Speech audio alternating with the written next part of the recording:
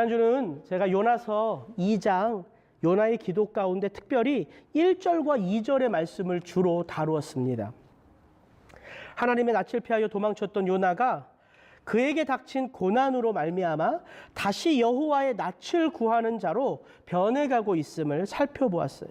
그래서 제가 지난주 설교의 주제가 뭐라고 말씀을 드렸냐면 성도가 이 땅을 살아가면서 시시각각 다가오는 그 고난의 목적과 이유가 무엇인지를 같이 나누었습니다.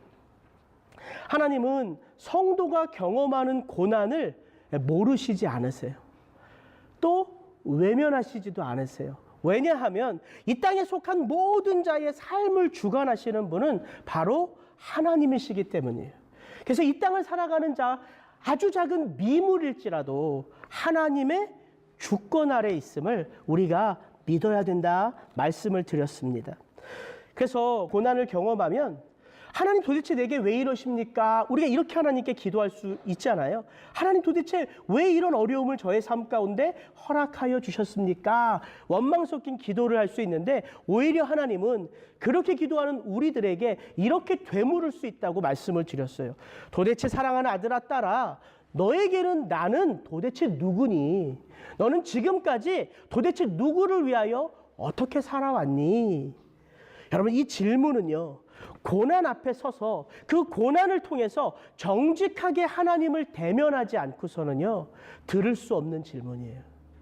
그래서 성도가 이 땅을 살아가면서 고난을 경험하게 되는 거예요. 여러분, 요나서 1장의 스토리 가운데 이 1장 전체의 스토리를 움직이고 있는 건 하나예요. 하나. 뭐냐면 큰 바람, 큰 광풍, 큰 풍랑. 그것 때문에 지금 다시스로 가는 배에 탄 선장과 이방인 선원들과 요나가 갈팡질팡하잖아요. 근데 그 큰 바람을 누가 바다로 보내셨다고 말합니까? 하나님이세요. 고난이 하나님을 통해서 왔어요. 근데 그 고난이 어떤 고난인지를 우리는 요나서 1장, 2장을 통해서 알 수 있죠. 선원들을 다 죽이는 고난입니까? 요나를 죽이는 고난이에요? 아니죠. 이방인 선원과 선장들이 그 고난을 통해서 큰 광풍을 통해서 하나님을 경외하는 자로 바뀌고요. 하나님의 낯을 피하여 도망쳤던 요나가 다시금 그 얼굴을 하나님을 향하는 이유가 되는 것인 우리는 알게 되죠. 요나서의 스토리는 그렇게 어렵지 않더라고요. 읽고 또 읽고 또 읽으니까 자꾸 점점 그 본질로 들어가는 것 같아요. 저는 오늘 이 요나의 기도를 조금 더 구체적으로 살펴보며 성도님들의 혹은 저의 지금 기도의 모습이 어떤가 한번 돌아보며 은혜를 나누기 원합니다. 여러분, 요나가 기도를 시작했던 곳이 어디입니까? 기도하지 않던 요나가 기도를 시작했던 곳이 어디예요? 물고기 뱃속이죠. 그래서 요나서 2장 1절이 이렇게 시작되는 거죠. 요나가 물고기 뱃속에서 그 하나님 여호와께 기도하며, 그리고 2절부터 요나의 기도가 본격적으로 나와요. 그 2절이 이렇습니다. 같이 한번 읽겠습니다. 가로되 내가 받는 고난을 인하여 여호와께 불러 아뢰었사더니 주께서 내게 대답하셨고 내가 스올의 뱃속에서 부르짖었사더니 주께서 나의 음성을 들으셨나이다. 요나는 다른 이유 때문에 기도를 시작한 게 아니라 고난을 인하여 기도했다고 말합니다. 그게 지난주 제 설교의 중심 주제였어요. 근데 오늘 2절을 보니까 요나가 고난 때문에 하나님을 찾았다는 사실만 알려주는 것이 아니라 왜 하나님께서, 어떻게 하나님께서 고난을 통하여 성도를 빚어가시는지를 이 2절이 담고 있어요. 1절과 2절을 보면 요나가 기도했던 곳이 물고기 뱃속이죠. 2절에 요나가 기도를 하면서 내가 지금 있는 이 물고기 뱃속이 어디라고 인식합니까? 스올의 뱃속이라고 말해요. 물고기 뱃속이라고 말하지 않고 물고기 뱃속에서 기도하는 요나가 그 고난을 경험하니까 내가 있는 이곳이 스올의 뱃속이다 고백하는 거예요. 그게 하나님의 신비예요. 이 물고기 뱃속을 스올의 뱃속이라고 말하는데요. 이 스올이라는 단어는요, 우리가 보통 음부라고 많이 생각하는데, 음부, 하나님이 음부의 권세를 깨뜨리셨다, 악한 자들이 음부에 들어갔다, 이런 표현을 우리가 성경을, 구약 성경을 보면 많이 나오는데, 스올은 언더월드예요. 보이지 않는 세계를 스올이라고 해요. 정확하게 말하면 죽음의 상태를 말하고 무덤을 말하는 거예요. 죽음의 상태, 무덤, 그게 스올이에요. 그러니까 요나가 지금 물고기 뱃속을 어떻게 인식하냐면 내가 죽은 것과 같은 상태다. 내가 어떤 의지할 것을 붙잡을 수 없는 상태라는 거예요. 죽으면 아무것도 의지할 수 없잖아요. 그러니까 그런 상태 속에 있음을 요나가 알고 있는 거예요. 근데 재밌는 표현이 뭐냐면 물고기 뱃속, 스올의 뱃속, 번역은 같죠? 똑같이 뱃속이에요. 근데 하나님께서 이 뱃속이라는 단어를 쓰라고 하실 때 다른 단어를 써요. 물고기 뱃속에 쓰인 히브리어는 매라는 단어고 이거는 그냥 우리 몸속에 있는 내장 기관이에요. 그러니까 요나가 물고기 뱃속에 들어간, 그거 맞죠? 요나가요 물고기 뱃속에 있는 그 내장 한복판에 들어가 있는 거예요. 그 내장의 기관. 근데 요나가 스올의 뱃속이라고 할 때 그 뱃속은요 매라는 단어를 쓰지 않고 베텐이라는 히브리어를 써요. 근데 이 베텐이라는 뜻이 무슨 뜻이냐면 여자의 자궁이에요. 이해하시겠어요? 이거를 인식하도록 하는 것이 고난이라는 거예요. 여러분 자궁이 어떤 곳이에요? 아무것도 아닌 것이 들어와서 하나의 생명으로 잉태되어 자라가는 곳이잖아요. 그래서 아이가 엄마의 뱃속에서 자라서 잉태되잖아요. 고난이 축복인 것은 그 고난 아래서 우리가 마치 엄마가 생명을 받아서 그 생명을 자라게 하고 그 생명이 잉태되는 그 고통을 통해서 이 땅에 새로운 생명이 출산하는 그 기쁨을 맞이한 것과 같다는 거예요. 그러니까 고난받은 모든 사람에게 그 고난이 축복이 아니죠. 고난 가운데 있는 사람들 중에 그 고난이 그냥 고난이 아니라 하나님의 말씀이 들려오고 하나님의 말씀 속에서 나의 삶을 돌아보게 되는 그런 은혜를 체험하는 자에게만이 고난이 축복이라는 것이죠. 한 주 이것을 제가 깨달을 때, 야, 그래서 하나님이 이렇게 우리를 고난을 통해서 빚어가시는구나 알겠더라고요. 성도에게 고난이 다가오면요, 그 고난은 어떻게 되냐면, 잘 보세요. 1번, 온전히 하나님만 붙들 수 있도록 하나님 대신 의지했던 것을 다 뺏어가요. 하나님 대신 붙들었던 것을 뺏어가요. 그 고난이. 요나에게 있어서는 뭐예요? 내 힘, 내 의지, 내 계획. 어떤 사람에게는 건강, 어떤 사람에게는 물질, 어떤 사람에게는 자녀, 어떤 사람에게는 우상. 고난을 통해서요. 그 모든 것들, 하나님 대신 붙잡았던 것들이 다 사라지는 것을 경험하게 돼요. 그래서 어떻게 되냐면요. 정직히 하나님과만 대면할 수밖에 없어요. 그게 뭐냐면 스올이에요. 스올. 1번과 2번을 수올을 말하는 거예요. 내가 수올에 들어가서 아무것도 의지하고 붙들 수 없이 다시금 하나님만 바라보게 되는 그 상태. 이게 수올이에요. 그럼 그 수올의 뱃속이라는 그 표현은 어떤 표현이냐면요. 죽은 듯 보여지고 소망이 끊긴 듯 보여지고 내 삶 속에 절망밖에 없다고 하는 그곳에서 뭐가 자라기 시작해요? 생명이 자라기 시작한다는 거예요. 그리고 그 생명이 자라면요. 그 생명, 하나님의 말씀이 생명이거든요. 그 말씀 안에서 하나님이 나를 어떻게 여기시는지를 깨닫게 돼요. 그래서 그것을 깨달음과 동시에 우리의 삶이 새롭게 잉태되는 거예요. 그래서 요나서 2장이요. 요나서 1장과 3장 사이에 있잖아요. 요나서 1장의 요나는 어떤 요나예요? 말씀을 받았지만 거부하는 요나예요. 요나서 3장의 요나는 어떤 요나예요? 말씀을 받고 그 말씀을 따라 순종하는 요나예요. 그러니까 요나서 2장은 어떻게 말씀을 거부하는 요나가 어떻게 말씀을 받아들이는 요나가 되었는지를 설명해 주는 장이에요. 그래서 생각보다 중요해요. 여러분 야곱이 그러지 않았습니까? 형 에서를 도망하여 피해갈 때는 야곱은 에서라는 이름을 잊어버렸어요. 그래서 삼촌 라반의 집에서 열심히 하나님의 은혜를 체험해서 거부가 되었어요. 근데 하나님이 야곱에게 다시 돌아가라고 말씀하시니까 잊혀졌던 이름 하나가 떠오르죠. 그게 어떤 이름이에요? 에서라는 이름이에요. 그 이름 없이 수십 년을 살았는데 돌아가려 하니까 그 이름이 떠올라요. 그게 우리의 삶이에요. 그래서 야곱이 얼마나 두려워합니까? 그래서 약복강가에서 야곱이 자기의 모든 재산과 종들과 아들들과 자기 와이프들을 다 약복강에 건너게 한 다음에 자기는 피하려고 약복강 건너지 않고 그 한밤중에 깨어 있을 때 누가 다가오죠? 하나님이 다가와서 야곱과 씨름하지요. 고난이요, 우리를 하나님하고 정직하게 대면하게 해요. 정직하게. 이전에는 경험하지 못했던. 그러면서 하나님이 야곱에게 뭐라고 물어요? 열심히 씨름하면서 야곱에게 묻죠. 너 누구니? 이거예요. 하나님이 야곱이 누군지 몰라서 너 누구니? 이렇게 물어본 거예요? 아니에요. 야곱 스스로가 자기의 삶을 돌아보도록 하기 위하여 그 질문을 던지신 거예요. 너의 이름이 뭐니? 야곱이니이다. 그 뜻이 뭐예요? 움켜쥐는 자예요. 속이는 자예요. 빼앗는 자예요. 야곱은요, 하나님의 축복 가운데 태어난 자였습니다. 빼앗지 않아도 되고요, 속이지 않아도 되고요, 움켜잡지 않아도 돼요. 근데 야곱의 삶은 어떻습니까? 속이고 빼앗고 움켜잡았어요. 그래서 하나님께서 그 야곱을 대면하여 자기 자신이 어떠한 삶을 살아왔는지를 돌아보라고 말씀하시는 거예요. 야곱이니이다. 야곱이 자기 자신을 돌아보죠. 이 땅에서 경험하는 고통 중에 가장 큰 고통이 산고의 고통 아닙니까? 남자분들은 잘 못 느끼시잖아요. 저도 산고의 고통이 얼마나 심한 고통인지를 모르죠. 그러나 그 산고의 고통이라고 말합니다. 생명이 잉태되는 산고의 고통.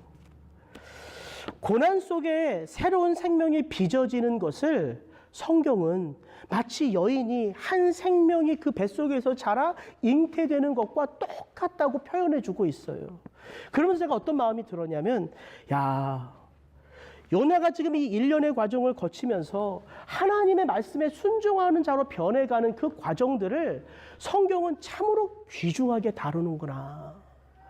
우리에게 다가오는 고난이요, 억울해, 이게 뭔 일이야, 이게 무슨 일이야, 이렇게 말할 것이 아니라, 하나님이 우리에게 고난을 주실 때 하나님은 고난을 보시는 게 아니라 그 고난을 당면하는 우리를 보세요. 근데 어떻게 보시냐면, 한 생명이 엄마의 뱃속에서 자라가는 것처럼, 그리고 그 생명이 엄마의 그 자궁에서 잉태되어 이 땅 가운데 기쁨으로 출산하는 것처럼, 그렇게 저와 여러분의 삶을 하나님이 존귀하게 보신다는 거예요. 하나님이 너무나 소중하게 다루신다는 거예요. 이게 이 표현 속에 담겨져 있어요. 수월의 뱃속에 있다. 지난주에 제 설교의 주제가 이거였습니다. 고난이 우리로 하여금 하나님만을 바라보게 한다. 너무 단순하죠. 그리고 이 한 문장이 너무 쉽죠. 결코 단순한 문장도 아니고 쉬운 문장도 아니에요. 고난이 우리로 하나님만을 바라보게 한다는 그 문장 속에는요, 새로운 생명이 잉태되는 것과 같은 고통과 아픔과 그 고난 앞에서 내가 아무것도 아닌 것을 깨달은 철저한 나의 마음의 무너짐과 외로움이 담겨져 있는 표현이고요. 또한 그뿐만 아니라 그 고난의 자리를 통해서 내가 아닌 나를 창조하신 그 하나님을 바라보는 기쁨과 감사와 영광을 체험하는 그 순간인 것을 우리는 믿어야 된다는 사실이에요. 그래서 제가 지난주 요나서 2장을 설교하고 이제 마음 편하게 이제 요나서 저 요나서 힘들더라고요. 3장 4장 이제 2장 남았으니까 빨리 3장으로 넘어가야 됐다고 3장을 폈는데 제 마음이요 3장으로 안 가더라고요. 마치 제 마음이요, 야 형우가 2장에 설교할 게 더 있는데 웬 3장이냐, 마치 이런 것 같이 제가 3장을 읽어도 3장이 하나도 제 머릿속에 마음속에 안 들어오고 또다시 2장이 계속 읽혀지는 거예요. 그래서 기도하는 가운데 하나님이 주신 마음을, 특별히 기도에 대한 교훈을 2가지로 오늘 성도님들과 좀 나누면 참 좋겠다, 그런 마음을 하나님 주셔서 그 2가지를 좀 나누기를 원합니다. 첫 번째 뭐냐면요, 우리의 기도는 솔직해야 돼요. 더 정확하게 말하면 기도에는요, 마음이 담겨져 있어야 돼요. 무슨 말이냐면, 여러분 요나서 2장 요나의 기도를 읽어보시면요, 이게 신학적으로나 문학적으로 너무 탁월한 기도예요. 진짜 벽에 붙여놓고 외우고 싶을 정도로 그런 문장의 기도예요. 요나서 2장 3절 4절입니다. 같이 한번 읽어볼까요? 주께서 나를 깊음 속 바닷 가운데 던지셨으므로 큰 물이 나를 둘렀고 주의 파도와 큰 물결이 다 내 위에 넘쳤나이다. 내가 말하기를 내가 주의 목전에서 쫓겨났을지라도 다시 주의 성전을 바라보겠다 하였나이다. 누가 요나를 던졌죠? 사공들이 던졌죠? 요나가 자원했고 사공들이 던졌잖아요. 근데 요나는 지금 어떻게 고백해요? 누가 나를 깊은 바닷속으로 던졌다고요? 주께서. 그에게 닥치는 그 풍랑과 그 바람이 주의 파도와 물결이래요. 뭘 경험한 거예요? 내게 일어나는 모든 삶 속에 드러나는 거는 사공들이고 드러나는 건 바람이지만 진짜 그것들 이면 속에는 누가 있다고요? 하나님의 섭리가 있다고요. 요나가 그걸 경험한 거예요. 하나님의 섭리가 나를 덮고 있다는 걸 요나가 경험한 고백이에요. 불순종하여 도망친 자신이었어요. 요나 자신이 불순종했잖아요. 그래서 여호와의 낯을 피하여 도망친 거잖아요. 그런데 그가 이제 다시 내가 하나님의 은혜와 자비와 용서가 있는 그 예루살렘 성전을 바라보며 거기로 가겠다는 거예요. 여러분 옛날에 범죄한 자들이 어디로 가서 뿔을 잡으면 예루살렘 성전에 가서 그 뿔을 잡으면 용서를 받잖아요. 요나의 마음속에 하나님 앞에 죄악을 내가 범해서 쫓겨가는 인생이지만 내가 하나님의 섭리를 이해하니까 내가 하나님의 은혜 아래 있지 않고서는 살 수 없고 하나님과 나는 분리된 존재가 아니라 하나일 수밖에 없는 존재인 것을 요나가 고백하는 거예요.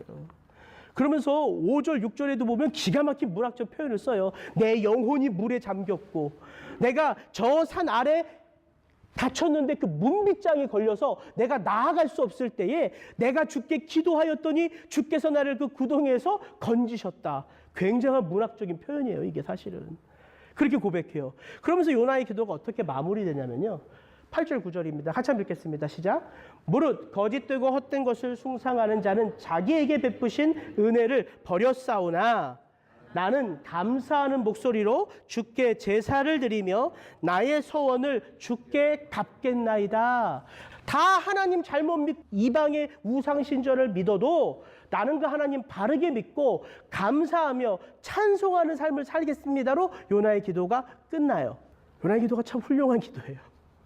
근데 제가요 계속해서 요나의 기도를 읽고 또 읽고 또 읽으니까 요나의 입장에서만 자꾸 하나님께 드리는 기도라고 생각하고 읽었는데 이걸 계속 읽으니까 제 마음속에 이 요나의 기도를 만약에 하나님의 입장에서 들으면 어떨까라는 생각이 드는 거예요. 제가 연극으로 하면 진짜 재밌을 것 같은데 하나님께서 하나님의 입장에서 요나를 기도를 들으실 때 이렇게 얘기하실 것 같아요. 요나야, 내가 너를 깊은 바닷속에 던져? 인마 네가 자원하여 들어가겠다고 한 건 아니냐? 주의 목전에서 쫓겨났을지라도 다시 주의 성전을 바라봐?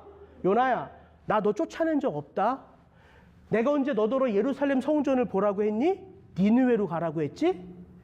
거짓되고 헛된 것을 숭상하는 모든 자? 요나야, 내가 보니까 너도 그 가운데 하나야. 하나님의 입장에서 이 기도를 들으면 저렇게 하나님이 혼자 독백하실 것 같은 거예요. 그러면서 제 마음 가운데 어떤 마음이 드냐면 하나님이 이 화려하고 신학적으로 문학적으로 완전한 요나의 기도를 들으시면서 아, 참 기도하는 요나는 귀한데 기도 없이 살았던 요나보다 이 녀석이 좀 이런 말 한마디 고백했으면 좋겠다 싶은 마음이 드는 거예요. 하나님이 요나에게 이 소리를 좀 듣고 싶은 것 같은 거예요. 그게 뭐냐면 이거예요. 아버지, 제가 잘못했습니다. 아버지, 제가 이제는 니느웨로 갈게요. 이거예요. 근데 그게 요나의 기도에 담겨져 있습니까? 없어요. 그게 없어요. 그래서 물론 성도님들도 그렇고 또 다른 목사님이나 신학자들이 요나의 이 기도 속에 그게 다 담겨져 있다고 말할 수도 있어요. 왜냐하면 그렇게 설교도 많이 하니까. 그러니까 이 설교는 제가 그냥 한 주 묵상한 것을 나누는 거예요. 제 기도를 돌아보게 되더라고요. 나는 요즘에 하나님 앞에 어떻게 기도하나. 그러면서 주님의 이 말씀이 떠올랐어요. 또 기도할 때에 이방인과 같이 중언부언하지 말라. 저희는 말을 많이 하여야 들으실 줄 생각하느니라. 그러므로 저희를 본받지 말라. 구하기 전에 너희에게 있어야 할 것을 하나님 너희 아버지께서 아시느니라. 예수님이 뭐라고 말씀하세요? 말을 많이 해야 듣지 않는단다. 네가 기도하지 않아도 너에게 필요한 것이 무엇인지를 그 아버지는 알고 있단다. 그래서 제가 뭐가 깨달아지냐면요. 내가 유창하게 하는 기도가 중요한 게 아니라, 내가 화려하게 하는 기도가 중요한 게 아니라, 정말 하나님 앞에 선 그 기도 가운데 내 마음이 담겨져 있느냐, 이게 중요한 거예요. 하나님은 우리의 소리를 듣지 않으시고요, 우리의 마음을 들으세요. 마음을. 고난 속에 있는 여러분들 가운데 이럴 수 있죠. 목사님, 내 기도가 참 어렵습니다. 목사님, 나는 신앙생활은 오래 했지만 기도를 제대로 배운 적이 없어요. 저에게 기도시키지 마세요. 기도 참 부담됩니다. 그럴 수 있다고 생각해요. 근데요, 기도란 그 마음, 어렵고 힘들고 두려운 그 마음을 하나님 앞에 여는 게 그게 기도예요. 그게 기도예요. 교회 다니는 연수가 많아야지만, 직분을 받아야지만, 신학적으로 무엇을 알아야지만, 구원의 감격을 체험해야지만 기도할 수 있는 것이 아닙니다. 요나서 1장, 2장은 우리에게 뭘 가르쳐 주냐면 너무 단순한 걸 가르쳐 줘요. 근데 제가 적었지만 존 파이퍼 목사님이 설교한 내용이에요. 존 파이퍼 목사님이 요나서 2장을 설교하면서 이렇게 설교하더라고요. 요나서 2장은 우리에게 무엇을 가르쳐 주냐면 이걸 가르쳐 준다. 불순종에도 하나님이 응답하십니다. 심판 중에도 하나님이 응답하십니다. 절대절명의 순간에도 하나님은 응답하십니다. 불가능한 듯 보이는 상황 속에서도 하나님은 응답하십니다. 그분이 그렇게 설교하시더라고요. 제가 그 뒤에 붙였어요. 그럼 왜 그 하나님이 응답하실까? 우리가 우리의 마음을 담아 그분의 이름을 부르기에 그 하나님이 응답하시는 거예요. 여러분, 기도하고 싶으시면요, 그냥 마음속에 있는 거를 열시면 돼요. 열심히 장사하시다가도요, 하나님 오늘 하루 너무 고됩니다. 마음에 드는 손님만 오는 거 아니잖아요. 마음에 안 드는 손님들 올 때 하나님 오늘 왜 진상 같은 손님을 보내주셔서 하나님 저 이렇게 너무 힘들어요. 저는 그게 진실한 기도라고 생각해요. 하나님 오늘은 장사 여기까지만 하고 집에 들어가고 싶어요. 이놈의 자식은 내 뱃속에서 태어났는데 하나님 왜 이렇게 말을 안 들어요, 하나님. 그거예요, 그거. 왜냐하면 우리에게 무엇이 필요한지를 우리가 구하지 않아도 그분이 아시기 때문에, 그분은 우리의 기도를 통해서 우리의 마음을 받기를 원하시는 거예요. 저 요나서의 요나의 기도를 묵상하면서 그게 좀 떠오르더라고요. 하나 더 나누고 마칠게요. 두 번째는 우리의 기도는 중보가 필요하다는 거예요. 저는 이 요나의 기도를 읽으면서요, 정말 이런 생각이 들었어요. 요나의 기도가요, 너무나도 아름답고 완전한 기도일 수는 있지만 완전한 삶은 없다는 것을 제가 알겠더라고요. 요나의 기도가 신학적으로 문학적으로 완전한데, 요나의 기도는 완전한데 요나의 삶은, 제가 요나서 3장 4장의 스토리를 아니까 요나의 삶은 이게 완전한 게 아닌 것을 알겠더라고요.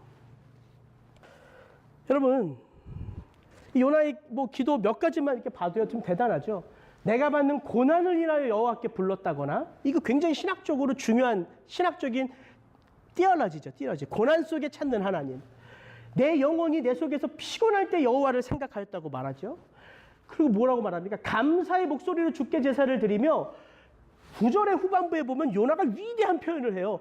구원은 여호와께로 말미암나이다. 이게요, 성경 전체의 주제 아닙니까? 구원은 오직 여호와께로 말미암나니. 그러면서 제가 요나를 이렇게 생각해 보니까 저런 위대한 표현을 할 수 있는 자예요, 요나는.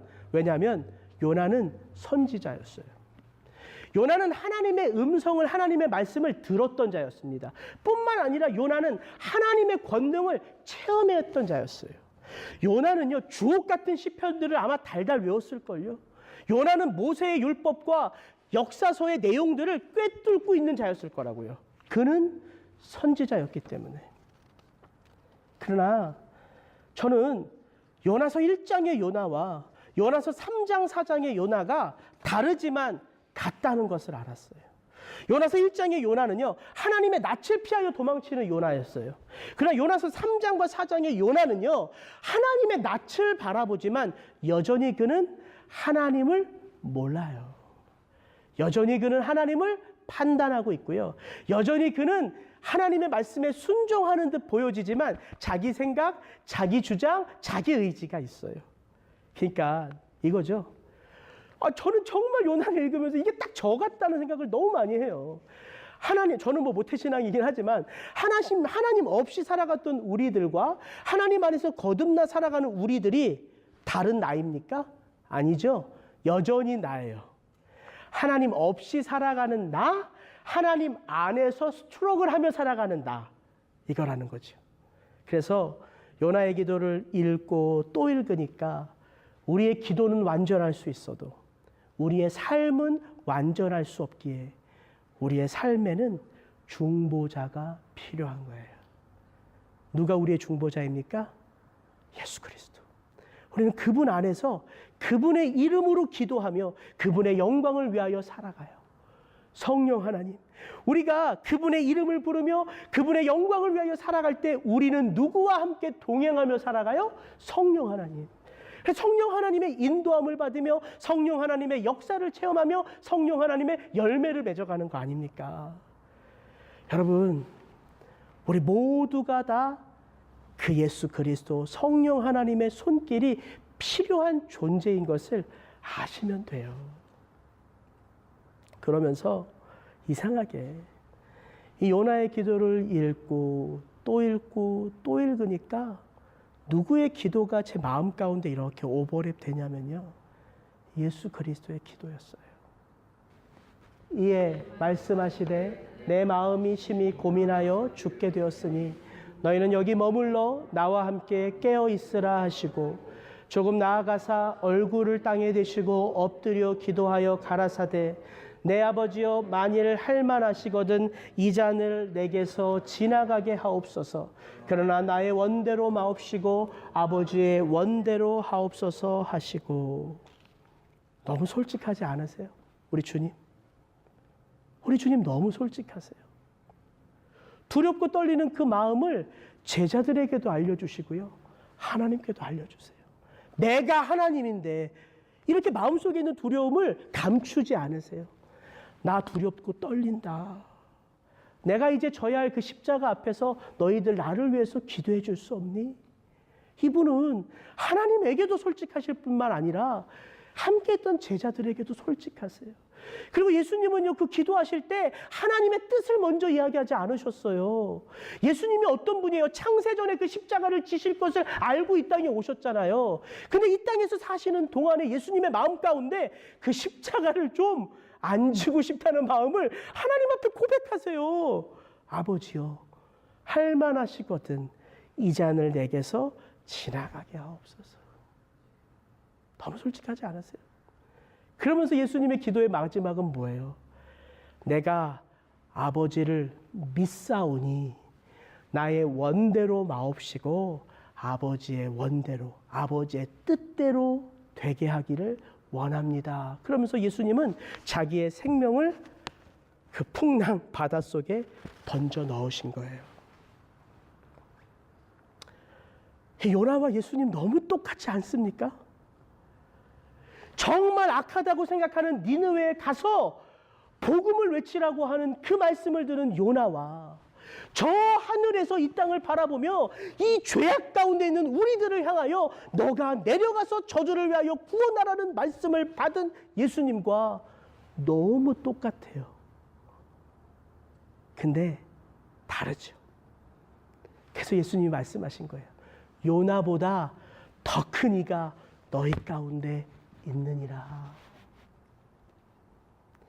그래서 예수님이 우리를 구원하실 뿐만 아니라 예수님이 우리와 동행하시면서 저와 여러분의 믿음을 온전케 가시는 거예요.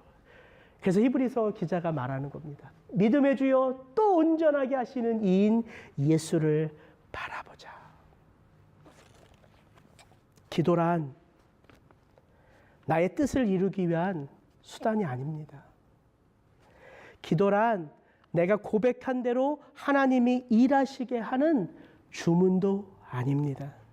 기도란 하나님께 내 마음을 여는 거예요. 기도란 내 뜻보다 크신 하나님의 뜻을 내 속에 채워가는 과정인 거예요. 기도란 나로서는 할 수 없고 나로서는 알 수도 없지만 내게 임하는 그분의 능력과 그분의 사랑과 그분의 인도하심을 따라 내가 믿음의 길을 걷다 보니 내 삶이 곧 하나님께 영광인 것을 깨닫는 하나님의 축복의 선물인 거예요. 저는 오늘 이 말씀을 통해서 저와 여러분의 심령 속에 주께서 이렇게 속삭이시기를 바랍니다. 사랑하는 아들아 딸아, 왜 기도하지 않니? 사랑하는 아들아 딸아, 왜 기도하며 염려하니? 두려워하지 말아라. 내가 너와 함께함이니라. 같이 기도하시겠습니다.